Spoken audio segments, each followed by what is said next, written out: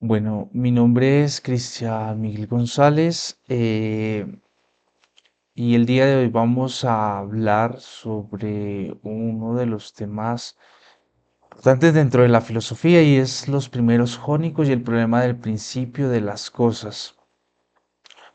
Para iniciar vamos a realizar una pequeña introducción sobre el pensamiento jónico. Y principalmente hoy hablaremos sobre el pensamiento jónico como un periodo crucial en la historia de la filosofía, principalmente en el marco de la transición, sobre el mito a la razón, especialmente esta transición que existe entre lo que se conoce como el mito hacia ya más profunda a la razón. Y este cambio, pues principalmente fue solamente una evolución intelectual, sino que también forma parte, o sea, no solamente es esa evolución intelectual que se realiza, sino que también forma parte de una revolución en la cual los seres humanos como tal comienzan a entender su entorno, el entorno en el cual se están desarrollando, en el cual se están moviendo y adicional a ello, vemos como los filósofos jónicos, entre ellos pues se destaca Tales de Mileto, se destaca Anaximandro y Anaxímenes, fueron pioneros en este proceso de cambio. Y ellos lo que hacen es abrir un camino como tal que no solo influye en la filosofía, sino que también muestra su influencia principal en la ciencia, eh, o así como me viene a la mente uno de los filósofos como es Jean-Pierre Bernard, que dice que el cosmos aparece cuando el hombre descubre la naturaleza, que la naturaleza, perdón, se ordena a sí misma. Entonces, este entendimiento inicial lo que hace es dar pues, llamámoslo como inicial del universo, ordena el marco del comienzo de una reflexión realmente profunda sobre el origen de las cosas y una de las preguntas principales sobre el fundamento de la filosofía como tal. Entonces tenemos ahora un contexto histórico y cultural, principalmente para entender el impacto del pensamiento jónico, el cual es esencial situarlo en su contexto histórico, perdón. Jonia, la región de donde estos filósofos nacieron, era un crisol por llamarlo así, de culturas, de riqueza primeramente de la cultura, debido a que su ubicación comercial, pues, en este caso tanto comercial como cultural, daba una apertura o permitía una apertura intelectual más profunda del pensamiento sin precedentes. Y se cuestionó principalmente una de las visiones místicas del mundo, principalmente porque se buscaba darle una explicación más natural hacia la razón, o sea, sobre las cosas naturales y racionales, y sobre todo pues, teniendo en cuenta sobre los fenómenos que iban transcurriendo en el universo. Entonces la idea de que la naturaleza no dependía de fuerzas divinas en este orden, e inalcanzables, perdón, sino que seguían sus principios incomprensibles y regulares. Esto hace que marque como el principio de la innovación de este periodo, pues según la historia, y más adelante lo iremos desarrollando, ningún pueblo antes había logrado una síntesis tan coherente como tan dentro de la experiencia y reflexión, sino que adicional se muestra, por decirlo así, como el pensamiento jónico logra articular la observación del mundo con una reflexión un poco más filosófica y con una combinación un poco más estructurada que sería fundamental, sobre todo para el desarrollo de la ciencia. Entonces aquí vemos uno de los problemas, que es el problema del Arche. Una de las preguntas fundamentales que creo que surgieron en este periodo fue la del Arche, o más conocido como el principio de las cosas. Y entonces vemos a Aristóteles en su obra La Metafísica, donde señala que el principio es lo permanente en medio de la transformación. ¿Y qué pasa? Que los jonios buscaban precisamente este principio, que era explicar la diversidad del cosmos. La importancia, digamos, de esta pregunta radica en que los filósofos jónicos, no se conformaron con, digamos, con una respuesta mitológica tradicional, la que se venía trazando, sino que ellos lo que querían era entender la causa primaria de todo lo que existía, o sea, cómo era que las cosas que existían, de dónde nacieron, cuál era su causa realmente. Y esto a su vez es algo que sería fundamental para el desarrollo posterior de la filosofía y de la ciencia. Entonces, aquí tenemos, por ejemplo, a Tales de Mileto como el primer filósofo jónico, y él propone que el agua es el principio de todas las cosas. Aristóteles explica que Tales observó que lo viviente necesitaba humedad y lo muerto se seca, en este orden, ¿cierto? Entonces lo que lo llevó a concluir que el agua era el principio universal, es el principio universal de las cosas. Y este enfoque como tal representó un giro radical, pues, pues, es una transformación total, radical, pues que respecto a las explicaciones mitológicas del origen del mundo, pues ya respecto a esas teorías mitológicas, pues esto ya se basó en la observación de fenómenos. O sea, él se basa en la observación de fenómenos y principalmente de los fenómenos naturales.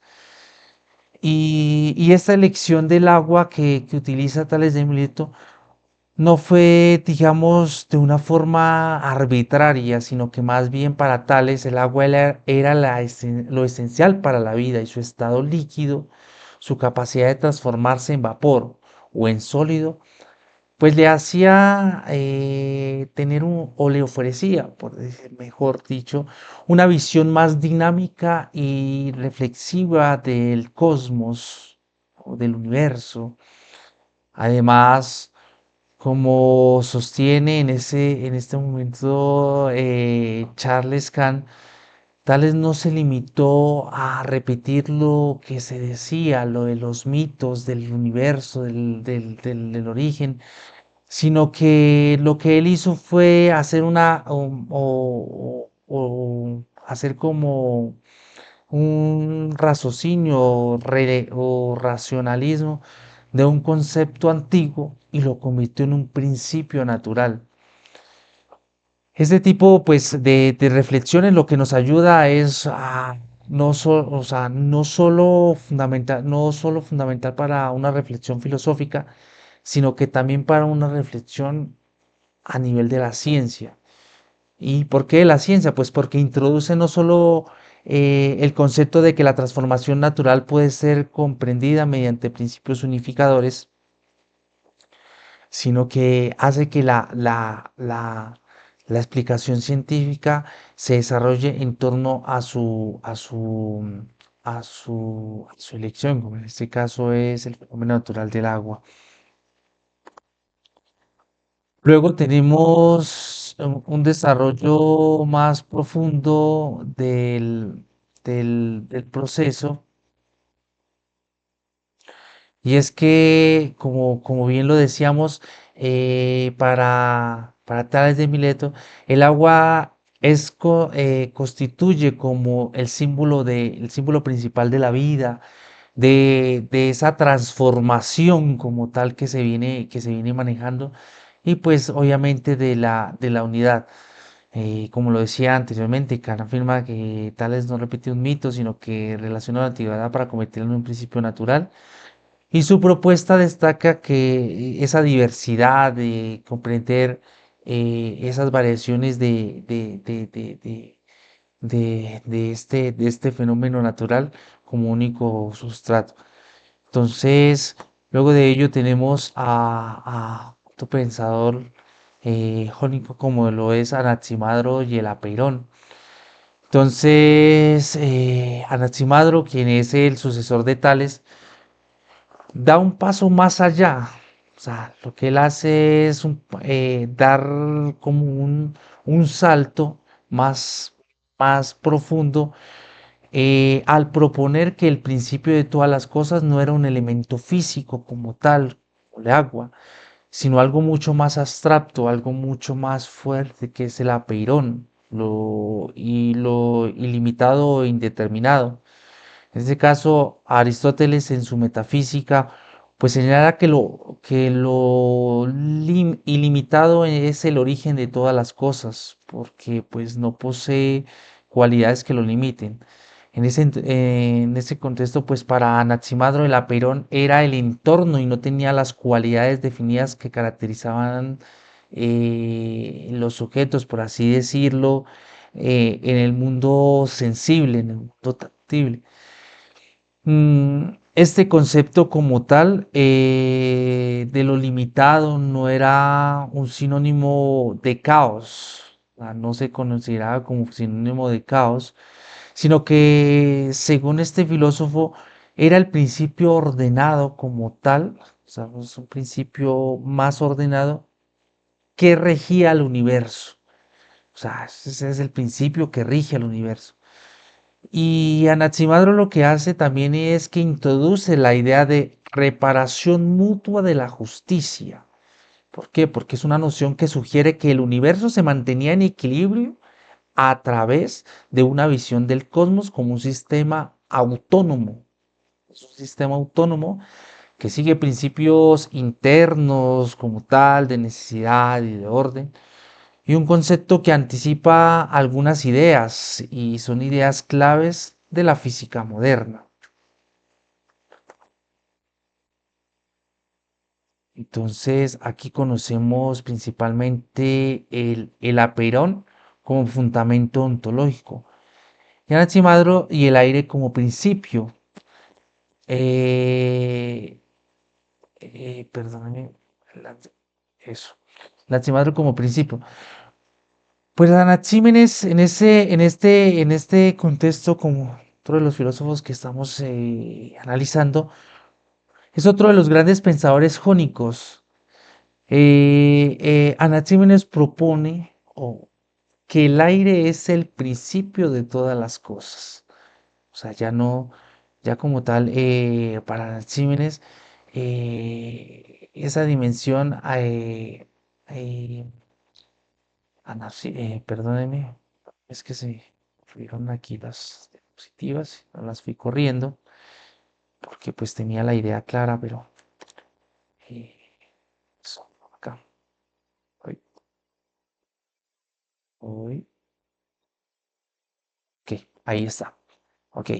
Anaxímenes y el aire como el principio de todas las cosas. Entonces, como lo decía, Anaxímenes, que es otro de los grandes pensadores jónicos, lo que hace es proponer que el aire es el principio de todas las cosas. Para él, a través de procesos de rarefacción, o en este caso y condensación como tal, por así decirlo, el aire se transforma, el aire se transforma en otro de los elementos como es el fuego, como el agua o la tierra, ¿sí? Aquí pues Aristóteles también hace énfasis y explica que esta transformación permite comprender la diversidad del mundo. De esta forma, Anaxímenes ofrece una visión del universo como un proceso dinámico, como un proceso en el que el principio original se manifiesta de diversas maneras. Eh, Lo interesante de esta propuesta, y por decirlo así, es que Anaxímenes es que, digamos, incorpora una visión filosófica que se relaciona directamente con la vida y la respiración. Y lo vemos, pues, ya que el aire, ya que el aire como tal es esencial para los seres vivos, ¿sí? Ese es el mínimo vital para poder vivir. Entonces aquí vemos, por ejemplo, pensadores como Keith Raven y Schofield que afirman que la rarefacción, como lo llama así, y la condensación permiten explicar cómo el aire da lugar a la diversidad del mundo, cómo da esta, esta idea no es solamente científica, sino que también tiene una base filosófica. ¿Y por qué filosófica? Porque pone al aire en el centro de la comprensión de la vida y de la existencia. Entonces, como tal, es una propuesta que incorpora no solamente ciencia, sino también filosofía en un modelo más coherente, como lo dice claramente. Entonces, al ver estos pensamientos o al ver estas ideas y estas teorías, pues vamos a conocer un poco más sobre cuáles son esos aportes más comunes que los jonios entregaron para estos tipos para estos pensamientos, por así decirlo. Y vemos que, pues, a pesar de las diferencias en sus propuestas, porque ya las vimos, uno pensando directamente en el aire, otro en el aperol, otro en fin, son ideas totalmente distintas, pero, pero, aunque sus propuestas son diferentes, todos los filósofos jónicos compartieron una búsqueda común. ¿Y cuál es esa búsqueda común? Es identificar un principio único el cual explicara la diversidad del cosmos, la diversidad del universo. Y es que a medida que el pensamiento jónico se fue desarrollando, pasó de lo material, el agua pues en este caso el agua que la propuesta que nos hace Tales de Mileto, a algo más indeterminado, como lo es el apeirón de Anaximandro. Y pues ya finalmente, pues vamos a lo dinámico, a esta parte dinámica de la cual pues nos habla en el desarrollo del pensamiento sobre el aire de Anaxímenes. Y bueno, este proceso como tal no solo enriqueció la filosofía, no solo enriquece la filosofía, sino que también, eh, por decirlo así, sienta las bases principales para la epistemología y lo que conocemos ahora como la ciencia moderna. Esas son las bases principales con las cuales se desarrolla el pensamiento sobre las ciencias modernas. Finalmente, hacíamos una reflexión crítica con referente a este pensamiento, el pensamiento de los jónicos, y es que, pues bueno, el legado como tal de los jonios no radica tanto en encontrar una respuesta definitiva a las preguntas sobre el principio de las cosas, por así decirlo, sino que más bien es ese haber inaugurado una pregunta sobre el principio de sobre, bueno, pues, más que el principio de todas las cosas, sobre un método, por así decirlo, de qué, de racional de la investigación, ¿sí? ¿Por qué? Porque como lo sostiene Heidegger aquí al afirmar que el asombro ante lo que perdón, al asombro ante lo que da origen a la pregunta fundamental del pensamiento. Y es que, como lo decía, los jonios como tal iniciaron una tradición de reflexión profunda, pero más que profunda, sistemática, la cual permite esa transición del pensamiento mítico al pensamiento racional, un proceso que aún sigue vigente en la filosofía y en las ciencias contemporáneas. Es un pensamiento del cual, como lo decía, sienta las bases del pensamiento ontológico y marca ese cambio trascendental que se necesitaba para un desarrollo más profundo de la filosofía.